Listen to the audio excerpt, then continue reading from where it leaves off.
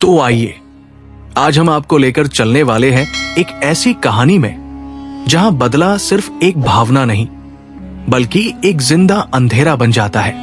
एक ऐसी मां की कहानी जिसके दिल में सालों पुरानी नफरत धीरे धीरे जहर बनकर भरती चली जाती है।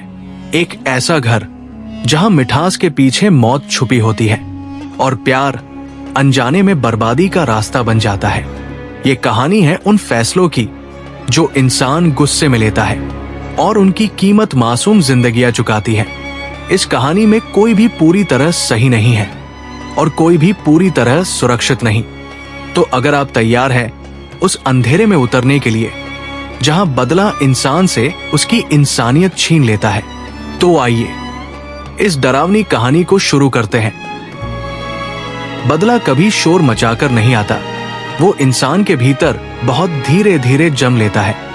ठीक वैसे ही जैसे किसी शांत झील के नीचे सड़ांध पनपती रहती है और ऊपर से पानी बिल्कुल साफ दिखता है। और कुसुम त्रिवेदी की जिंदगी भी बाहर से वैसी ही थी, शांत, सलीकेदार और सामान्य। लेकिन उसके भीतर वर्षों से एक ऐसा अंधेरा पल रहा था जिसे कोई देख नहीं सकता था। वो शहर के पुराने इलाके में बने एक सजेधजे घर में अपने बेटे आर्यन के साथ रहती थी। आर्यन कॉलेज में पढ़ता था, दोस्तों में घुला मिला रहने वाला, जिंदगी को लेकर सपने देखने वाला लड़का। जबकि कुसुम का दिन घर की 4 दीवारों में बीतता था, पूजा, रसोई और बेटे की चिंता में।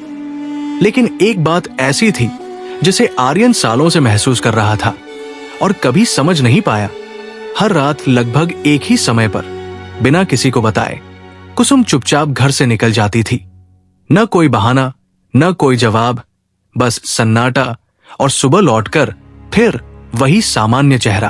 आर्यन ने कभी सवाल नहीं किया क्योंकि उसने अपनी मां की आंखों में वो अजीब सी ठंडी चमक देखी थी जो सवाल पूछने से पहले ही इंसान को चुप करा देती है।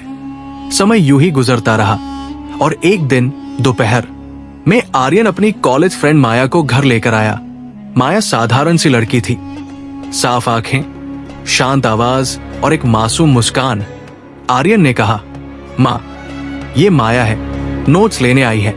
कुसुम ने पहली बार माया को देखा और उस पल उसके चेहरे पर एक ऐसी मुस्कान आई जो बहुत ज्यादा मीठी थी। आओ बेटा, बैठो, चाय लोगी या कुछ मीठा? माया सोफे पर बैठ गई और कुसुम सामने आकर ऐसे सवाल पूछने लगी जैसे कोई सामान्य बातचीत हो। लेकिन हर सवाल के पीछे छुपी हुई थी एक गहरी पड़ताल।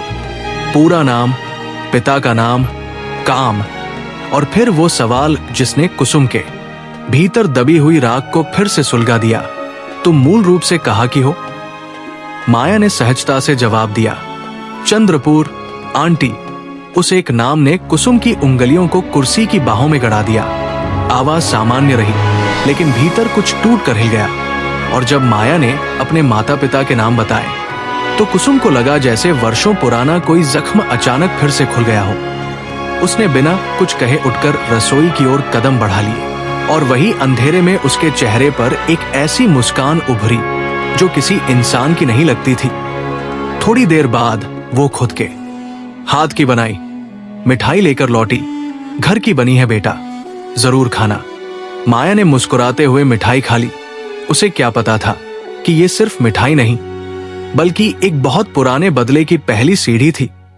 कुछ देर बाद आर्यन नोट्स लेकर आया और दोनों पढ़ने लगे।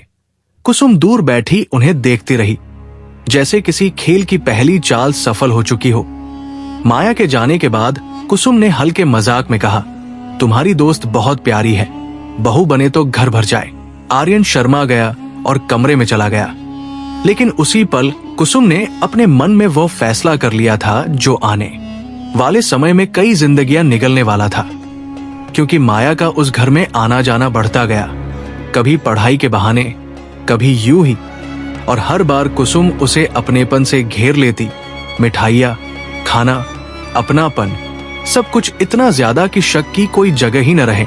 और इसी दौरान आर्यन और माया एक दूसरे के और करीब आते चले गए, अनजाने में ही एक ऐसे जाल की तरफ जिसकी डोरें बहुत पहले ही अंधेरे में बांध दी गई थी। समय के साथ आर्यन और माया की नजदीकियां बढ़ती चली गई। कॉलेज के बाद लंबी बातें, भविष्य के सपने और एक दूसरे के बिना अधूरापन। और कुसुम ये सब देखकर बाहर से एक आदर्श माँ की तरह खुश दिखाई देती रही, लेकिन भीतर उसके मन में हर पल कोई और ही खेल चल रहा था। वो माया के हर आने जाने का समय नोटिस करती, उसके खाने पीने की पसंद जानती और फिर धीरे धीरे अपनी बनाई मिठाइयों को खास बनाती चली गई। ऐसी मिठाइयाँ जिनमें स्वाद से ज्यादा इरादा मिला होता था। माया हर बार जाते वक्त कुछ न कुछ घर ले जाती और अपनी माँ अनन्या को बड़े प्यार से खिलाती। अनन्या एक साधारण सी महिला थी, हमेशा मुस्कुराने वाली, जिसने कभी सपने में भी नहीं सोचा था कि किसी की मुस्कान के पीछे इतना जहर छुपा हो सकता है। उधर आर्यन एक शाम हिम्मत करके माया को घर लेकर आया और सीधे कुसुम से कह दिया कि वो माया से शादी करना चाहता है। कुसुम ने उसकी तरफ देखा और चेहरे पर खुशी का मुखौटा चढ़ा लिया।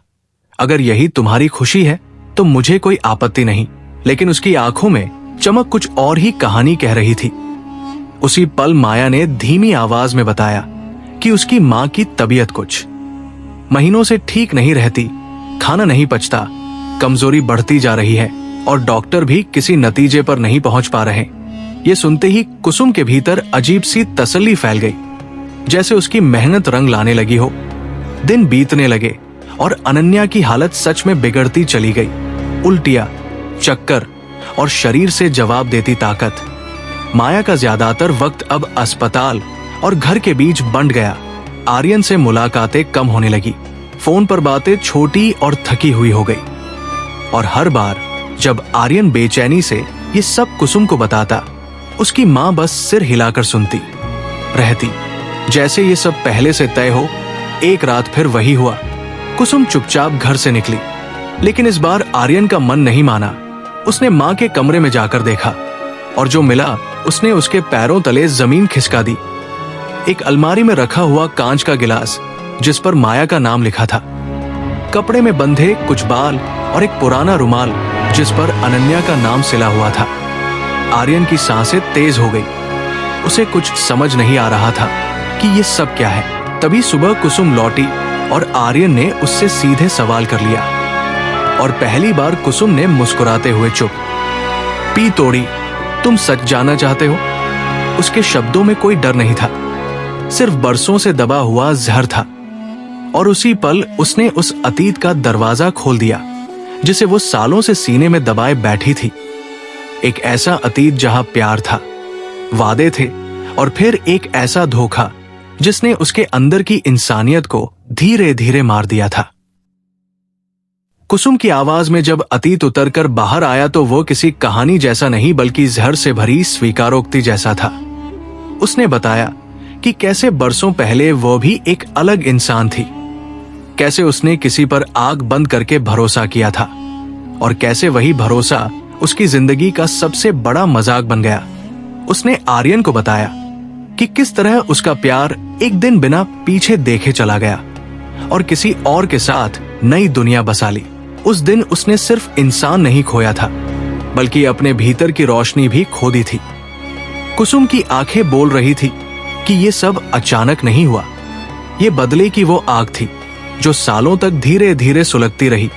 उसने बताया कि कैसे उसने पुराने शहर की गलियों में छुपे तांत्रिकों को ढूंढा, कैसे हर रात वो घर से निकलकर उन अंधेरी जगहों पर जाती जहां डर सांस लेता है, जहां नाम, बाल, कपड़े और नियत से किस्मत लिखी जाती है। आर्यन ये सब सुनकर कांप रहा था। उसे समझ आ रहा था कि उसकी मां सिर्फ किसी से नफरत नहीं कर रही बल्कि उस नफरत में जी रही है। कुसुम ने बिना झिझक कहा कि माया का प्यार भी एक इत्तेफाक नहीं था। उसे अपने वश में लाने के लिए जो चाहिए था वो सब किया गया था। मिठाइयों में सिर्फ स्वाद नहीं बल्कि ऐसे मंत्र थे जो इंसान के दिल को कमजोर कर देते हैं, जो उसे सही और गलत का फर्क भुला देते हैं। और अनन्या की बीमारी, वो कोई बीमारी नहीं थी बल्कि एक लंबी सजा थी। आर्यन के कानों में शब्द नहीं बल्कि हथौड़े गिर रहे थे। वो बार बार यही सोच रहा था कि जिस औरत ने उसे जन्म दिया वही अब किसी और की मौत का कारण बन चुकी है। उसी बीच माया का फोन आया। उसकी आवाज कांप रही थी। वो कह रही थी कि उसकी मां की हालत और बिगड़ गई है। डॉक्टर अब उम्मीद छोड़ चुके हैं। आर्यन फोन हाथ में लिए हुए खड़ा रह गया और कुसुम के चेहरे पर एक अजीब सुकून उतर आया, जैसे कोई अधूरा काम पूरा होने के करीब हो। उसने धीमी आवाज में कहा कि कुछ रास्तों से वापस नहीं लौटा जाता। और जब आर्यन ने पहली बार मां से डरना महसूस किया, उसी पल उसे एहसास हुआ कि ये कहानी अब सिर्फ बदले की नहीं रही, ये कहानी अब विनाश की ओर बढ़ रही है और उस विनाश की चपेट में आने वाला हर इंसान निर्दोष नहीं होगा। माया की मां की हालत जिस रफ्तार से गिर रही थी, उसी रफ्तार से आर्यन के भीतर का डर भी बढ़ता जा रहा था। अस्पताल की सफेद दीवारें उसे अब किसी कब्रिस्तान जैसी लगने लगी थी, जहां हर मशीन की आवाज मौत की गिनती कर रही हो। माया दिन रात बिस्तर के पास बैठी रहती। उसकी आंखों में नींद नहीं, बल्कि एक सवाल जिंदा था कि उसकी मां के साथ आखिर हो क्या रहा है। डॉक्टर हर बार रिपोर्ट बदलते, लेकिन नतीजा एक ही रहता, शरीर अंदर से गल रहा है, जैसे कोई चीज धीरे धीरे सब कुछ खा रही हो। आर्यन जब भी ये सुनता, उसके जहन में सिर्फ कुसुम का चेहरा आता, वो चेहरा जिस पर अब इंसानी पछतावे की जगह एक ठंडी तसल्ली बस चुकी थी। घर लौटते ही आर्यन ने देखा कि कुसुम फिर मिठाइयां बना रही है। वही पुरानी खुशबू, वही धीमी बुदबुदाहट, जैसे किसी से बातें कर रही हो जो वहां मौजूद ही नहीं था। आर्यन ने पहली बार उसकी कलाई पकड़ ली। उसके हाथ बर्फ जैसे ठंडे थे। मां, अब बस करो, ये सब बहुत आगे जा चुका है। लेकिन कुसुम ने उसकी तरफ देखा भी नहीं। उसकी आंखें खाली थी, जैसे उनमें अब सिर्फ अतीत रहता हो। उसने कहा कि कुछ अधूरे हिसाब ऐसे होते हैं जिन्हें पूरा किए बिना आत्मा को चैन नहीं मिलता। उसी रात माया अस्पताल से रोती हुई आर्यन के घर पहुंची। उसे समझ नहीं आ रहा था कि किससे मदद मांगे। कुसुम ने दरवाजा खोला और उसे सीने से लगा लिया, बिल्कुल एक मां की तरह। माया उस अपनापन में पिघल गई। उसे नहीं पता था कि वो जिस कंधे पर सिर रखकर रो रही है, वही कंधा उसकी तबाही का आधार बनने वाला है।